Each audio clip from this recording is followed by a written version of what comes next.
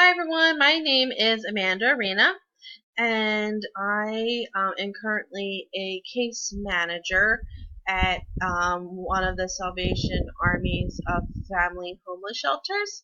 So I have been there for a little over a year. I started actually there. I did my first field placement there, and then was hired on to stay as a full-time case manager. I primarily work with younger adults and children at the center and meet with them about once a week.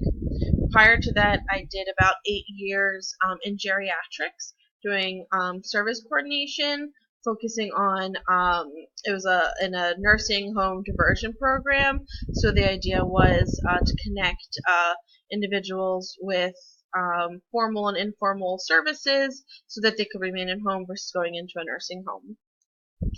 Um, my goals for developing my clinical skills between this class and the next, I would say that is I feel like I have a basic um, understanding and grasp of the different theories and interventions, and even when you would potentially use one intervention over another.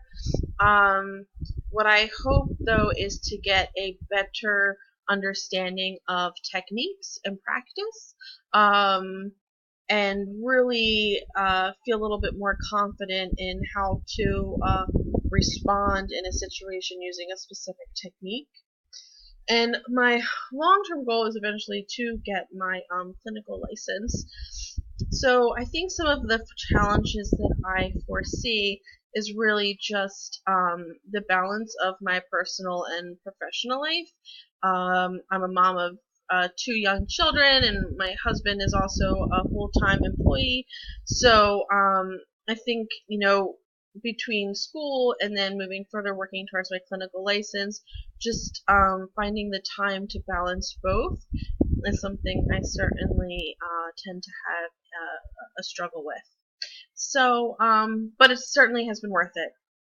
So I look forward to meeting all of you over the next 7 weeks.